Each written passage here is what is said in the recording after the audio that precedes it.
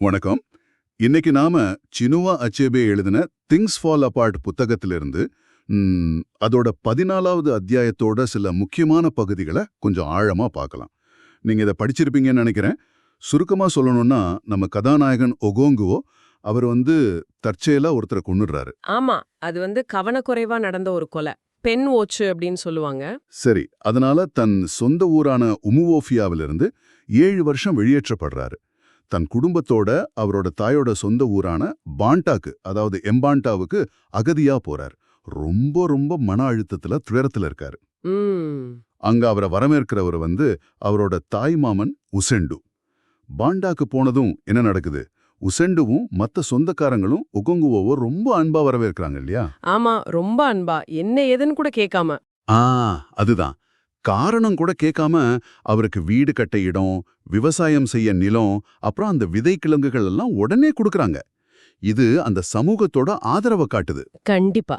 ஆனா ஒகோன்குவோட மனநிலை இதுக்கு அப்படியே எதிர்ப்பதமா இருக்கு. ஆமா, இந்த வரவேற்பு அந்த இக்போ கலாச்சாரத்துல தாய்மண் அப்படிங்கறதோட ஆழத்தை காட்டுது பாருங்க.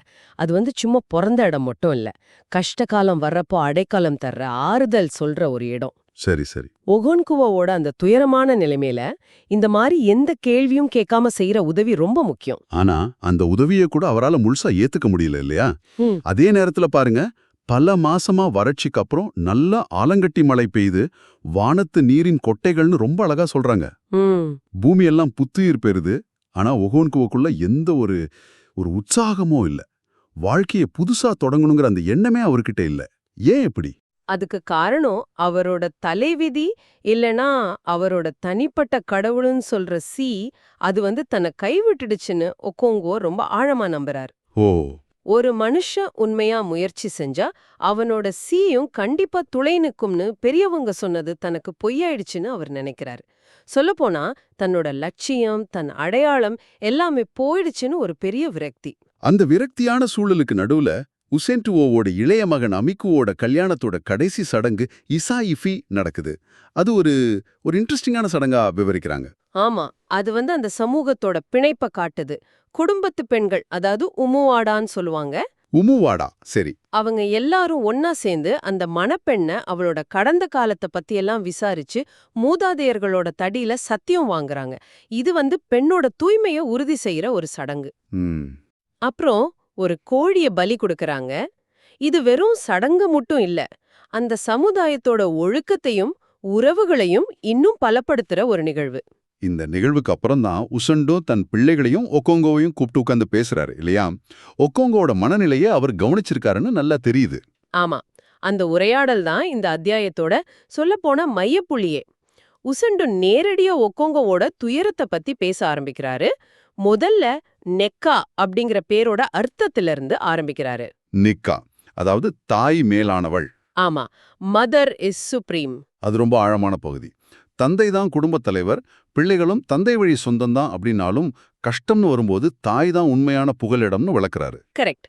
பெண்கள் இறந்தா ஏன் தாய் மண்ணுல அடக்கம் செய்றாங்கங்கிறதையும் அதோட இணைச்சு பேசுறாரு. ஆமா ஆமா, வாழ்க்கை நல்லா இருக்கும்போது தந்தை மண் முக்கியம்.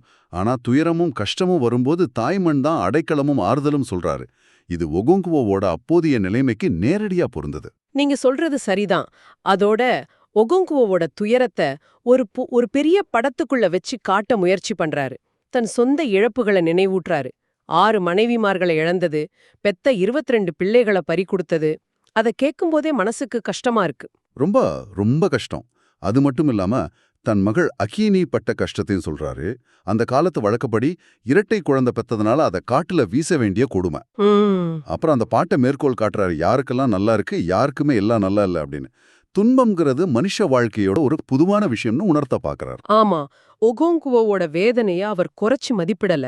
ஆனா அது மனித அனுபவத்துல ஒரு பகுதிதான்னு காட்டுறாரு. அதுதான் முக்கியம். துன்பம்ங்கிறது ஒரு தனிப்பட்ட மனுஷனோட தோல்வி இல்ல, அது எல்லாருக்கும் வரக்கூடியதுன்னு சொல்றது மூலமா ஒகோங்குவோவோட அந்த தனிமையை குறைக்க முயற்சி பண்றாரு உசெண்டு.